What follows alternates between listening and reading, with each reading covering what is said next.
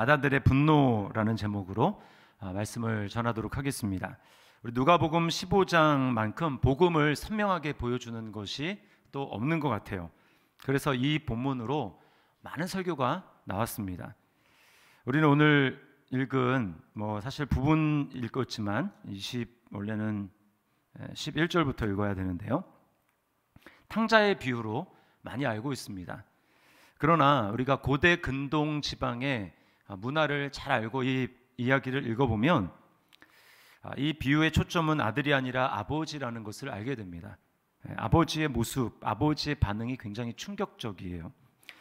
15장 전체는 잃어버린 것을 찾는 기쁨에 대해서 이야기하고 있습니다. 세 가지 비유가 나오죠. 첫 번째는 잃어버린 양의 비유가 나오고, 두 번째는 잃어버린 드라크마, 그 동전 비유가 나오고, 세 번째가 오늘 읽은 잃어버린 아들 비유가 나옵니다. 근데 이 세 가지가 뒤로 갈수록 가치가 점점 높아져요. 첫 번째는 뭡니까? 100마리 중에 한 마리 양을 잃어버리죠. 그리고 두 번째는 10개의 드라크마 중에서 한 개의 드라크마를 잃어버립니다. 이 드라크마는 지참금, 결혼 지참금이었을 가능성이 많다, 이렇게 학자들이 이야기를 합니다. 자, 그리고 오늘 우리가 살펴볼 비유에서는 2명 중에 한 아들을 잃어버리는 이야기가 나옵니다. 자, 예수님이 왜 이 비유를 말씀하셨을까요? 그 비유를, 주님이 두신 세 가지 비유를 드신 이유가 1절과 2절에 나오는데 이렇게 이야기합니다. 모든 세리와 죄인들이 이 말씀을 들으러 가까이 나오니 바리새인과 서기관들이 수군거려 이르되 이 사람이 죄인을 영접하고 음식을 같이 먹는다 하더라. 여기 이제 두 부류의 사람이 등장합니다. 한 부류는 세리와 죄인들이고, 또 한 부류는 바리새인들과 서기관들입니다. 자, 이걸 좀 단순화시켜 보면 죄인들, 또 한편에는 바리새인들, 이렇게 나오는 거예요. 자, 우리가 잘 알듯이 예수님의 인기는 굉장히 높았습니다.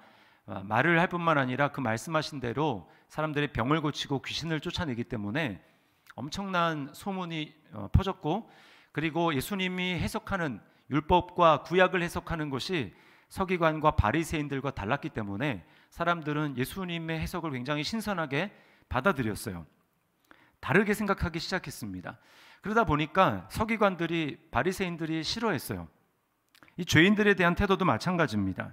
당시에 이 바리새인들 그리고 서기관들은 세리와 죄인들을 가까이 하지 않았죠. 같이 먹지도 않고 상대조차도 하지 않았습니다. 그런데 예수님은 이들을 아무 거리낌 없이 맞아주시니까, 영접하니까 이걸 너무 싫어했습니다. 그래서 이 죄인들을 영접하는, 죄인들이 싫었지만 죄인들을 영접하는 예수님도 이제 싫어하기 시작한 거예요. 학교에서 왕따를 당한 그 아이들과 가까이 지내면 어떻게 됩니까? 나중에는 그 가까이 지는 아이들 또한 미움을 받겠죠. 그것과 비슷한 것입니다. 자, 예수님이 이 비유를 통해서 하시고자 하는 말씀은 이 세리들과 죄인들, 그들이 예수님 앞에 나올 때 그들의 마음이 도대체 어떤 것인지, 또 바리새인들이라고 얘기하는 이 사람들이 이들을 정죄할 때, 이들을 판단할 때 그들의 마음의 그 깊은 곳에는 도대체 어떤 생각이 있는 것인지 그것들을 밝혀주시고, 그리고 이 두 부류를 향한 하나님의 마음은 어떤 것인지를 이야기해 주시는 것입니다. 자, 저는 이제 오늘 이 마다들의 마음에, 그리고 마다들과 하나님과의 관계, 아버지와의 관계, 여기에 좀 초점을 맞추려고 해요. 왜냐하면 수요 성령 집회에 참석하시는 분들은 주일날만 간신히 예배 드린 분이랑 좀 다르다고 생각을 합니다. 그렇죠? 그래서 이미 예수님을 믿은 사람들이고, 그리고 아버지와 함께 있는 처다들과 좀 더 입장이 가까울 것이라고 생각해서 그래요. 자, 오늘 이제 마다들을 살펴봅니다. 밭에 있다가 돌아보니까 최근 몇 년 동안 들어보지 못한 음악 소리와 또 춤추는 소리가 들립니다. 아주 흥겨운 잔치가 벌어진 것이죠. 이제 둘째 아들이 집을 나간 다음에 아버지는 항상 근심이 있었고 그 아들을 향한 마음이 있었기 때문에 이런 음악, 흥겨운 음악, 이것이 이제 집에 없었습니다. 근데 동생이 돌아온 것을 전혀 모르는 것을 보니까 이 밭에서 돌아왔다고 했는데, 아마 밭일을 했는데 그 밭이, 아버지의 그 밭이 굉장히 넓었던 것 같아요. 그리고 보이지 않는 그 밭에서 아마 일을 하다가 돌아온 것 같습니다. 하인을 통해서 소문을 듣기를 죽은 줄 알았던 동생이 다시 살아왔다라는 것입니다. 그리고 그 아버지가 너무나 기뻐서 동생을 위해서 최고급 송아지 요리를 준비해서 잔치를 벌였다라는 거예요. 그러자 맏아들이 이렇게 반응을 합니다. 28절 말씀이에요. 그가 노하여 들어가고자 하지 아니하거늘. 네, 동생인데 노했습니다. 분노했습니다. 전혀 반가워하지 않고 화를 내는 것입니다. 자, 이 시간이 돌아온 동생에 대해서 아버지는 이렇게 기뻐하는데 형인 이 맏아들은 왜 이렇게 동생을 반겨하지 못하고 분노했는가? 이 맏아들의 분노에 대해서 좀 살펴보려고 합니다. 그것이 어떤 의미가 있는지 좀 살펴보려고 해요. 자, 첫 번째, 맏아들의 분노는 심판의 분노입니다. 여기 이제 노하여라고 하는 이 노하다라고 하는 말은 오르기조라는 단어인데 이것은 죄에 대해서 하나님이 분노하실 때 쓰는 말입니다. 죄를 짓는 것을 보고 그 죄를 보고 하나님이 분노하실 때 쓰는 단어가 바로 이 단어예요. 그러니까 하나님의 심판을 나타내는 것이죠. 그러므로 지금 이 동생에 대해서 분노하고 있는 이 형의 모습은 바로 내가 심판자로서 앉아있다라는 것입니다. 내가 하나님으로 너를 심판한다, 이런 의미가 있는 거예요. 여러분, 오직 하나님 한 분만이 심판하는 자리에 앉아있을 수 있는데 지금 이 형이 바로 그 자리에 앉아있다라는 것입니다. 심판한다는 것이 어떤 뜻이죠? 시비를 가린다라는 거예요. 무엇이 옳고 무엇이 그른지 내가 판단을 하겠다라는 것입니다. 여러분, 꼭 기억하십시오. 내가 누군가에 대해서 분노하고 있다면 그것은 내가 그 사람에 대해서 심판자가 되려는 것입니다. 이것만큼 인간이 죄인임을 보여주는 태도가 없습니다. 우리가 선악과 사건을 잘 알죠.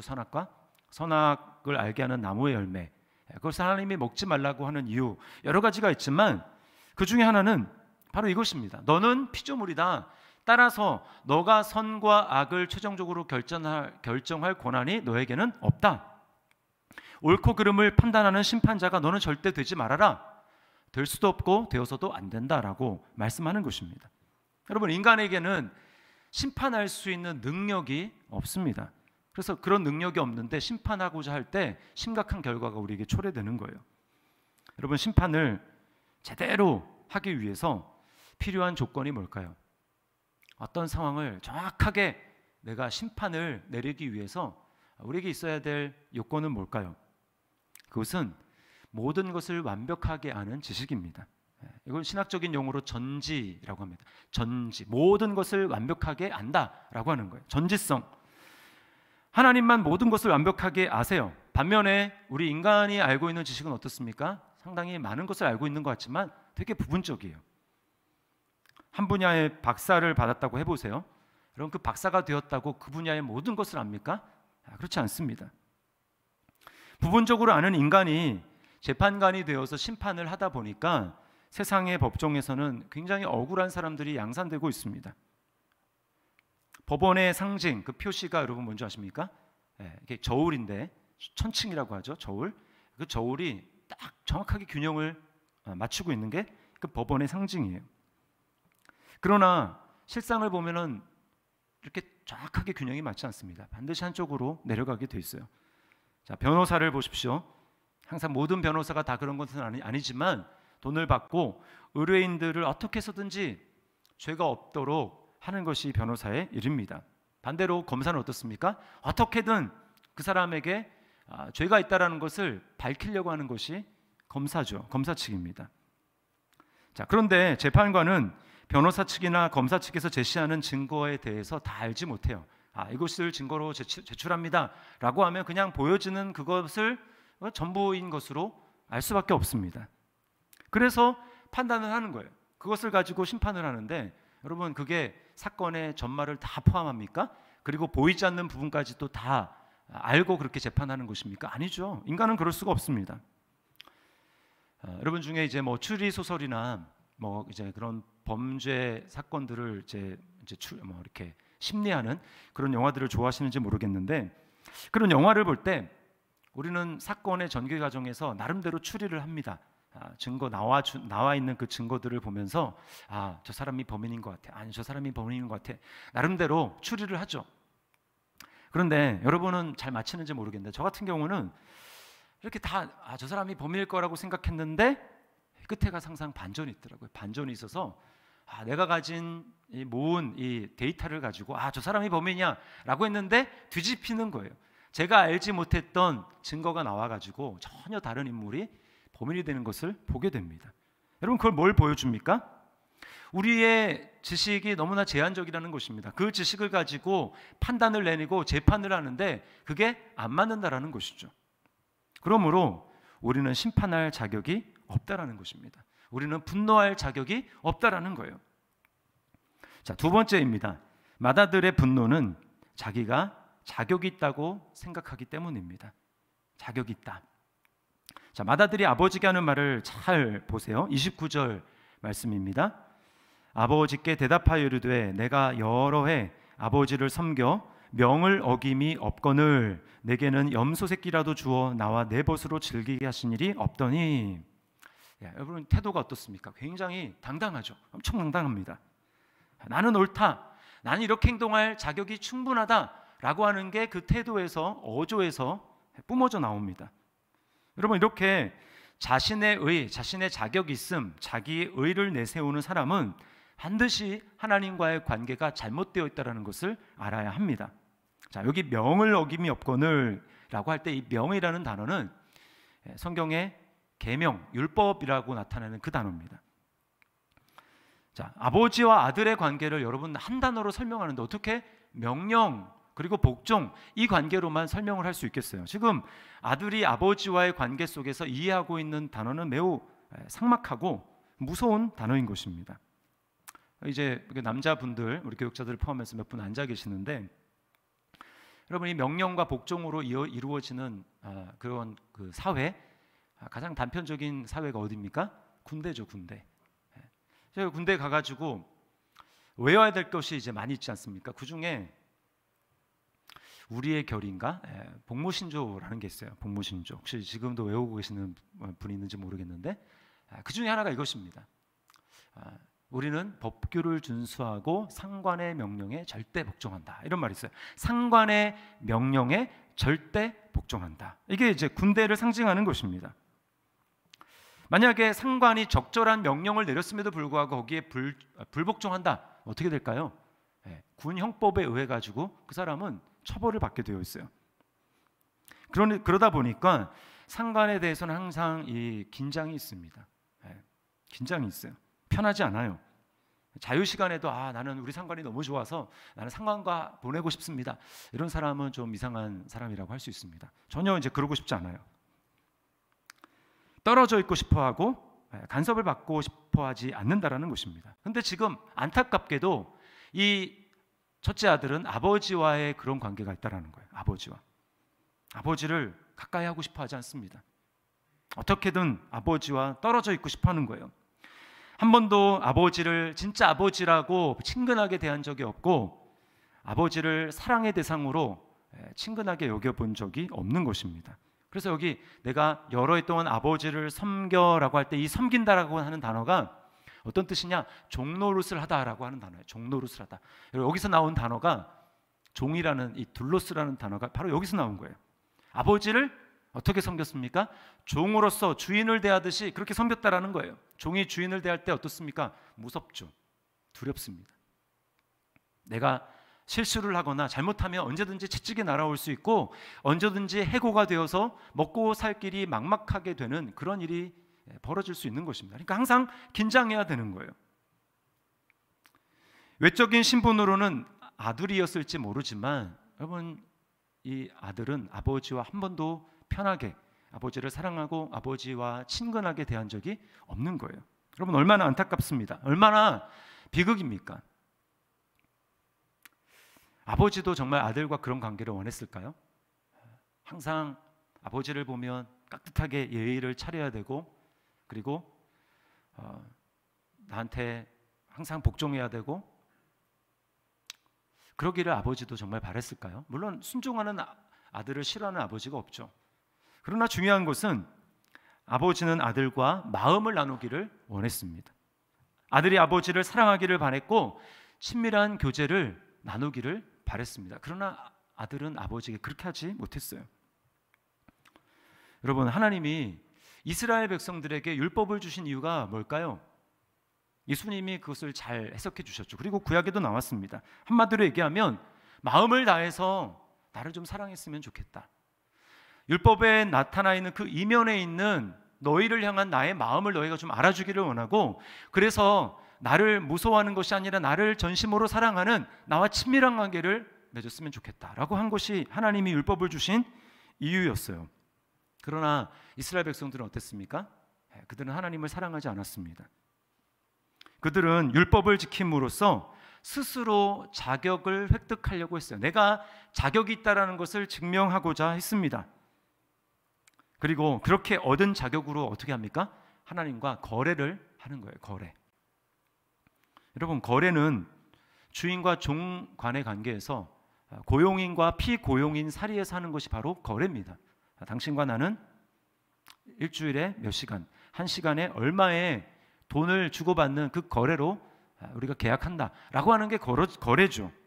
그러니까 만약에 내가 이제 10시간을 일했습니다. 그러면 주인이 10시간에 해당되는 보수를 준다면 그걸 받으면서 와, 내가 엄청난 은혜를 받았구나 라고 생각하는 사람은 아무도 없어요. 내가 마땅히 받을 것을 받았고, 만약에 10시간 일했는데 거기에 대한 보수를 주지 않는다, 어떻습니까? 빚으로 여기는 것이죠. 거래에는 은혜가 들어설 여지가 전혀 없습니다. 왜요? 내가 내 힘으로 해서 내 시간 투자해서 내가 번 거예요. 의의를 내가 벌었고 공로를 내가 획득한 것입니다. 그때부터 하나님은 나에게 내가 쌓은 공로만큼, 내가 획득한 의의만큼, 자격만큼 하나님은 나에게 보상을 해줘야 되고 나에게 급여를 지불해 주어야 하는 관계가 되는 것입니다. 그리고 내가 생각하는 것만큼의 보상이 주어지지 않는다면 그 하나님은 나쁜 하나님이 되는 것입니다. 임금 체불하는 악한 사장과 같이 하나님을 바라보는 거예요. 맏아들은 지금 아버지를 이런 태도로 대하고 있는 것입니다. 내게는 염소 새끼라도 주어서 나와 내 벗으로 즐기게 하신 일이 없더니 무엇입니까? 마땅히 나에게 그 정도 줘야 되는데 안 줬다라는 것입니다. 아버지는 지금 내 돈을 떼어먹고 있는 것입니다.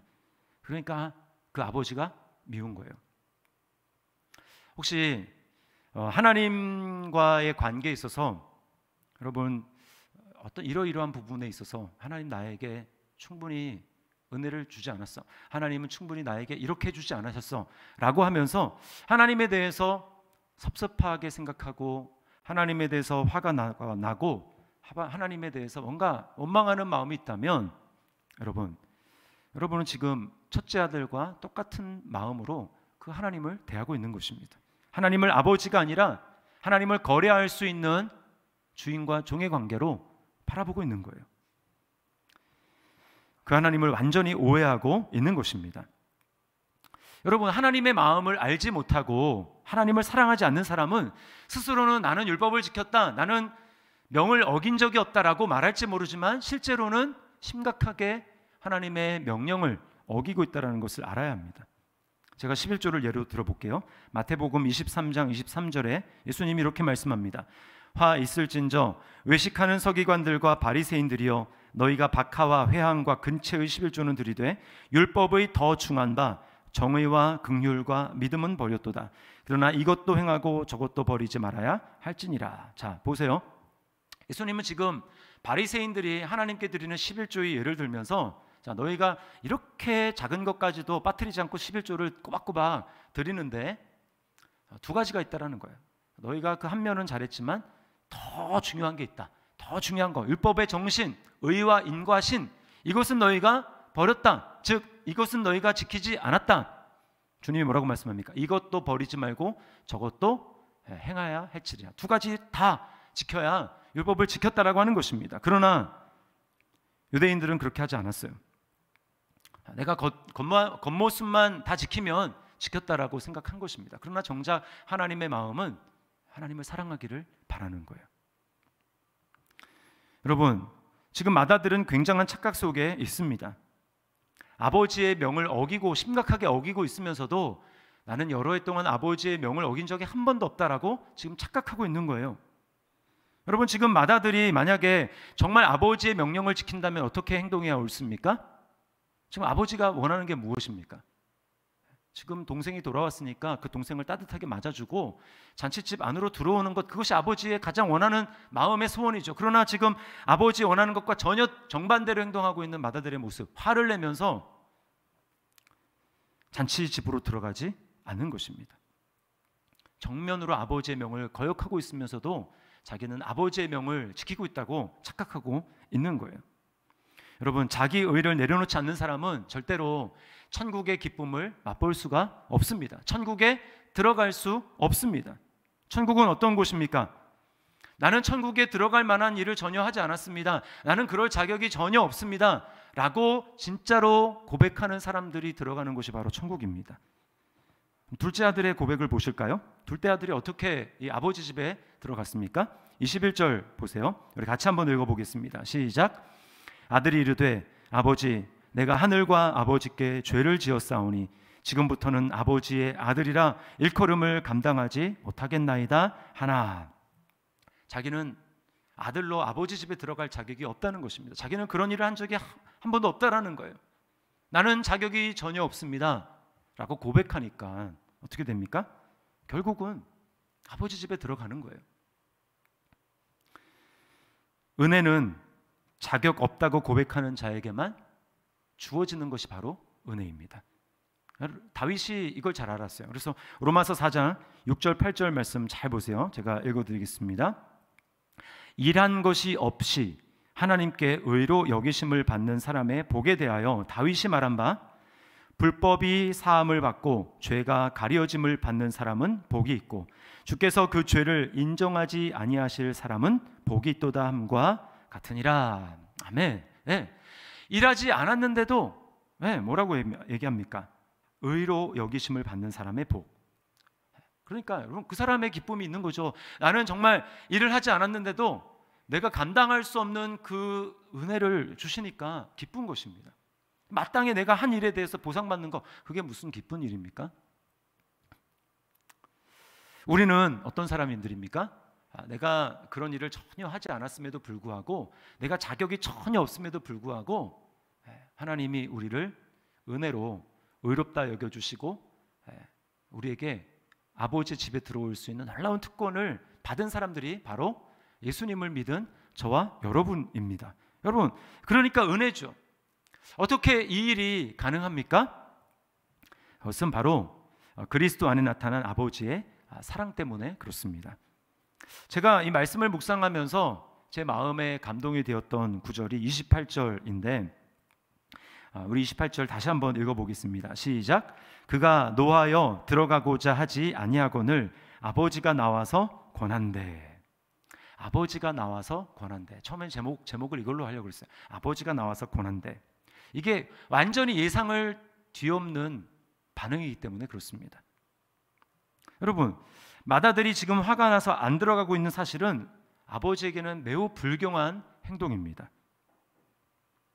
맏아들의 역할은 사실 지금 아버지와 이 둘째 아들, 죽었다가 지금 살아 들어온 그 아들 사이에서 중재자 역할을 해야 되는 거예요. 그리고 잔치에 필요한 모든 것들을 살피면서 아버지의 대리인으로서 여러 가지 일들을 감당해야 될 것이 지금 첫째 아들이 할 일입니다. 그러나 지금 어떻습니까? 완전히 반대로 행동하죠. 당시에 가부장적인 이 사회에서 아버지에게 이렇게 불경하게 하는 행동은 학자들에 의하면 태형에 합당한 벌을 받아야 된다라고 이야기를 합니다. 태형을 받아야 되는 거예요. 그러니까 지금 말도 안 되는 지금 아버지와 정반대의 모습을, 아버지의 마음과 정반대되는 행동을 하고 있는 그 아들에 대해서 아버지는 마땅한 반응은 무엇입니까? 나와서 벌을 내려야 되는 것입니다. 태형으로 쳐야 되는 거예요. 그런데 지금 노하여 들어가고자 하지 아니하거늘 아버지가 나와서 그 아들을 처벌한대. 이게 아니라 아버지가 나와서 권한대. 이게 반전인 것입니다. 둘째 아들이 집으로 돌아올 때도 여러분 마찬가지였어요. 둘째 아들도 아버지에게 대해서 엄청난 불경의 죄를 범합니다. 아버지가 버섯이 살아있는데도 유산을 나누어 달라고 하죠. 이 말은 무엇이냐면 빨리 좀 돌아가 주시죠. 아버지 노릇을 이제 그만하시죠 라고 하는 일입니다. 여러분, 얼마나 이게 불경스러운 일입니까? 지금 멀쩡하게 아버지가 살아있는데 아버지에 대해서 지금 재산을 나눠달라, 아버지 돌아가셔야 재산을 주죠. 이게 얼마나 불경스러운 일입니까? 그런데도 아버지는 거기에 대해서 뭐 가타부타 말하지 않고 재산을 줍니다. 그리고는 아버지를 떠나고 몇 년 동안 재산을 다 탕진하고 이제 돌아오는 그 아들에 대해서 아버지가 어떻게 합니까? 멀리서 봤어요. 멀리서 보고, 갈 때 말쑥한 모습과는 다르게 막 거지 같은 모습이었겠죠. 돼지 쥐염 열매도 못 먹었을 모습이니까 얼마나 여러분 형색을 알아보지 못했겠습니까? 그런데도 아버지는 알아보는 걸 멀리서 알아보고 어떻게 합니까? 그 아들이 와가지고 죄를 고백할 때까지, 석고대죄를 할 때까지 기다린 게 아니라 아버지가 어떻게 합니까? 아버지가 달려나가는 거예요. 아버지가 달려나갑니다. 20절 말씀을 보세요. 이에 일어나서 아버지께로 돌아가니라. 아직도 거리가 먼데 아버지가 그를 보고 측은히 여겨 달려가 목을 안고 입을 맞추니. 여러분,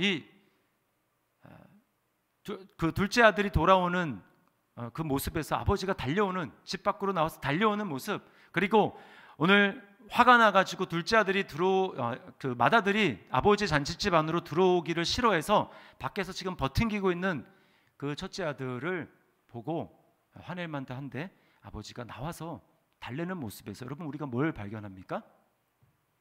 나는 두 아들 누구라도 잃어버릴 수 없다. 나는 둘 다 사랑하고 그 두 아들을 다 얻기를 원한다. 한 아들도 내 아들에게서 제외되는 것을 내가 원치 않는다. 나는 그들을 다 얻기를 원한다라고 하는 그 아버지의 마음이 바로 우리 하나님의 마음인 것입니다. 그렇게 해서 아버지의 사랑으로 아버지의 집 밖으로 그 아버지의 사랑을 가지고 나와서 우리를 구원해 주신 분이 누구입니까? 바로 예수 그리스도예요. 예수 그리스도는 아버지께 불경죄를 지은 아들, 우리를 위해서 우리가 처벌을 받아야 되는데 우리 대신 당신이 우리의 불경죄를 자신의 것으로 삼으셔서 우리 대신 처벌을 받으셨어요. 그래서 우리가 잘 아는 이사야 53장 6절 말씀에 보면 우리는 다 양 같아서 그릇 행하여 각기 제 길로 갔거늘 여호와께서는 우리 모두의 죄악을 그에게, 예수 그리스도에게, 진정한 우리의 맏아들이신 그 예수 그리스도에게 담당시키셨다고 말씀하는 것입니다.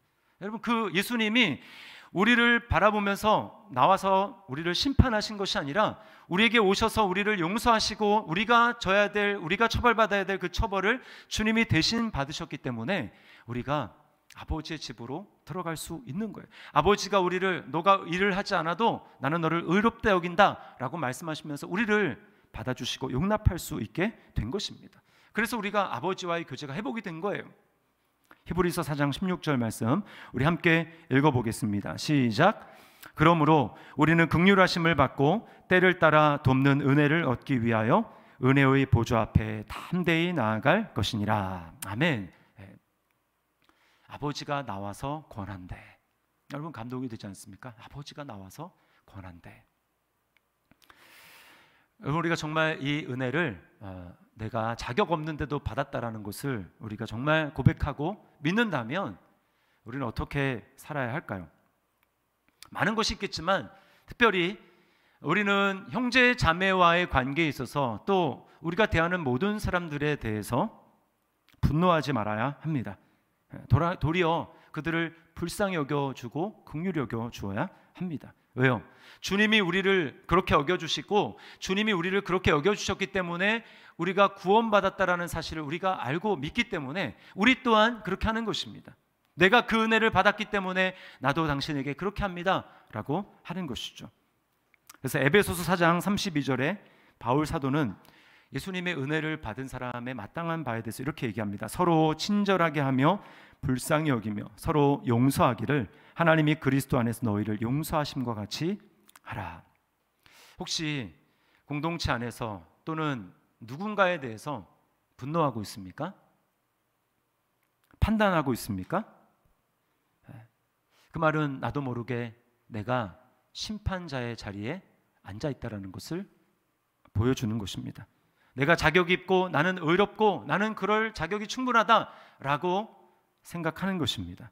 여러분, 그것은 하나님과의 관계가 매우 심각하게 잘못되어 있는 것입니다. 나는 지금 입으로는 하나님의 자녀야, 내가 하나님의 아들이고 하나님의 딸이야 라고 말할지 모르지만 실제로는 하나님과의 관계에서 거래를 맺으려고 하는 지금 종과 주인의 관계 가운데 내가 들어가고 있다라는 거예요.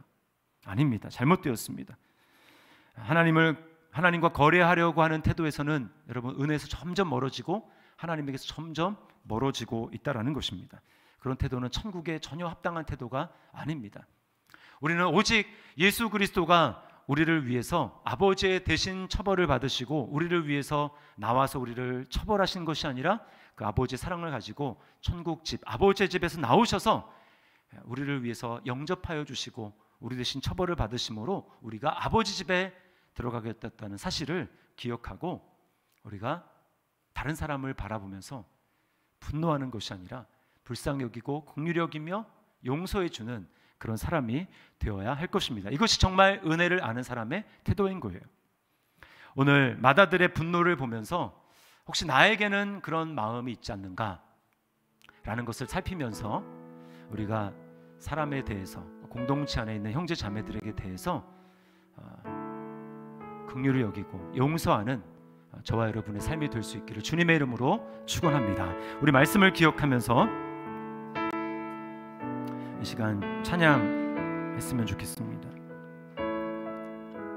우리 여호와께 돌아가자라는 찬양 하나님 앞에 드렸으면 좋겠는데요. 사는 길은 우리 하나님께 돌이키며 돌아가는 길만 사는 것입니다. 둘째 아들도 돌아갈 때 살아났고 아버지 집 안으로 들어갈 수 있었고, 첫째 아들도 어떻습니까?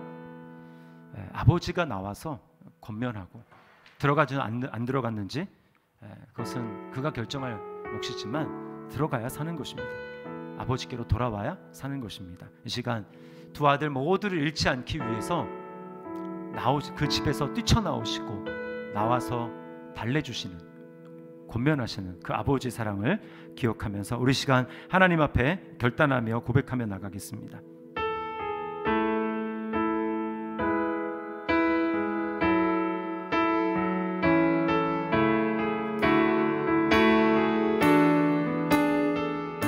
내 백성이 나를 떠나, 내 백성이 나를 떠나 돌아섰지만 내 사랑이 내 백성을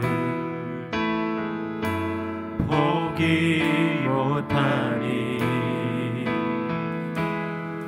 내 모든 것 내어주고 나 그들을 얻으리라. 여호와께 돌아가자. 우린 돌아서도 그는 변치 않네. 여호와께 돌아가자.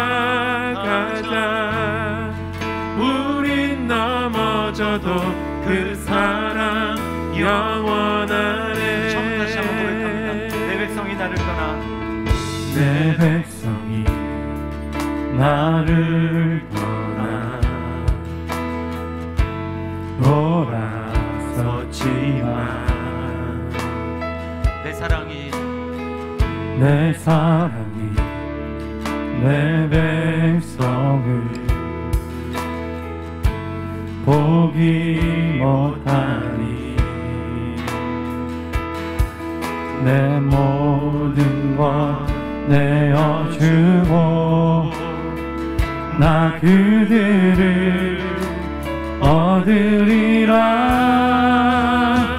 여호와께 돌아가자.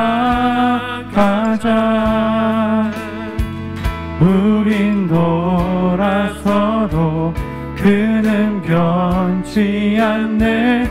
여호와께 돌아가자. 우린 넘어져도 그 사랑 영원하네. 여호와께 돌아가자. 우린 돌아서도 그는 변치 않네. 여호와께 돌아가자. 우린 넘어져도 그 사랑 영원하네. 사랑은 오래 참고 자신을 내어주네. 서로 사랑할 때 세상은 주보내. 사랑은 절대 지지 않네. 사랑은 오래 참고 자신을 내어주네. 서로 사랑할 때 세상은 주보내. 사랑은 절대 지지 않네. 여호와께 돌아가자. 우린 돌아서도 그는 변치 않네. 여호와께 돌아가자. 우린 넘어져도 그 사랑 영원하네. 여호와께 돌아가자. 우린 돌아서도 그는 변치 않네. 여호와께 돌아가자. 우린 넘어져도 그 사랑 영원하네. 나 노래하리라. 나 노래하리라. 전한 나를 돌아보시 구세주를 찬양해. 하늘 닿는 곳까지 내 손을 이라. 예수 나의 치료자. 나 노래하리라. 전한 나를 돌아보신 구세주를 찬양해. 하늘 닿는 곳까지 내 손을 이라.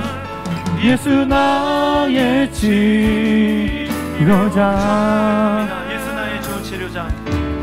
예수 나의 좋은 치료자.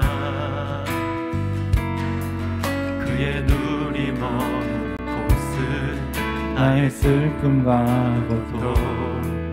고개 들어 그의 눈을 볼 때에 난 알았네.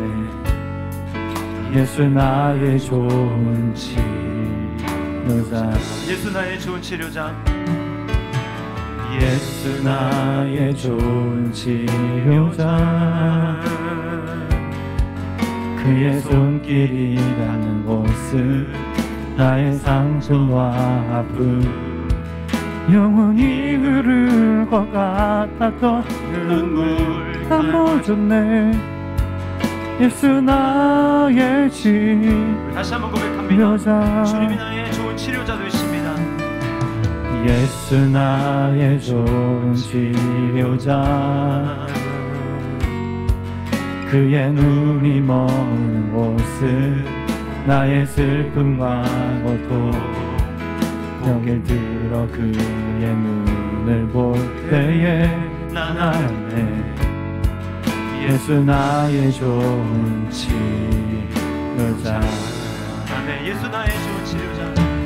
예수 나의 좋은 치료자. 그의 손길이 닿는 곳은 나의 상처와 아픔. 영원히 흐를 것 같았던 눈물 다 멎었네. 예수 나의 치료자. 나 노래하리라. 전하 나를 돌아보시 구세주를 찬양해. 하늘 닿는 곳까지 내 손 들리라. 예수 나의 치료자. 나 노래하리라. 전한 나를 돌아보시 주를 찬양해. 하늘 닿는 곳까지 내 손 들리라. 예수 나의 치료자. 나 노래하리라. 전한 나를 돌아보신 구세주를 찬양해. 하늘 닿는 곳까지 내 손을 들리라. 예수 나의 치료자.